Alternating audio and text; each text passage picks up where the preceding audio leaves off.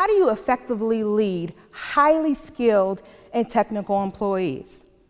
Well, the first step is to realize that they have unique needs and that you can't approach them like you approach a regular employee. It reminds me of a guy named, we'll call him Bill. Well, that's because that was his name. And Bill had been at the largest utility in the state of Michigan for about 15 years. He was a gas service worker. Did pretty middle of the road work, but Bill had a label. You know that kind of label. He was the problem employee. It followed him throughout the organization. It was kind of like a cancer. It got to the point where whenever Bill would walk down the hallway, he had a grimace on his face. People would go in the opposite direction when they saw him coming. All the management did not want to deal with him. And customers? Oh my gosh, they told him to stay away from customers. Just don't talk to them at all costs. We're hoping nothing silly comes out of your mouth. And that followed him throughout his years at the company. Until one day, he got a new manager named Steve. And Steve looked at Bill and he said, look here, Bill, I want to level set with you for a moment.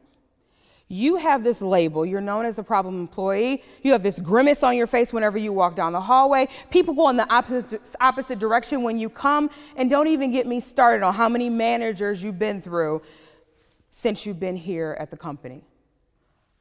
But here's what I want to do for you. I want to wipe the slate clean. I want to give you an opportunity to step up and step out. So we're going to start over again. And in the matter of 6 months, Bill made a complete 180. Everyone hailed Steve as this amazing leader. Like, Steve, what did you do? They asked. And he said it was simple. I just treated Bill the way I wanted him to show up. When you rise and lift your expectations for people, they will rise to the occasion. See, the problem was, Bill, as a highly skilled and technical employee, had different needs. He needed a sense of autonomy. When I asked him later what made the difference with Steve, he simply said, he got out of my way. He let me do my work. But sometimes we get in the way as leaders. We think we have to have our hands in everything. And all Bill needed was the opportunity and pathway to make that space to show what he could do. He went from a middle of the road employee to he did the work of 4 people. He went in from having a grimace on his face every day when he came into the office. That grimace turned into a grin. People started coming towards him and asking them, hey, Bill, what's the deal? What's going on? What's different about you? And now other people wanted to lead him as a leader.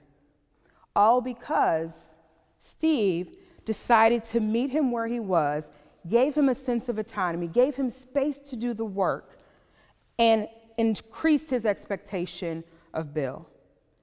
Bill has now been at that company 33 years, and he's headed towards retirement. And he will tell you, because of that one experience, because of that leader who understood his needs as a highly skilled and technical employee, it changed the whole face of his career.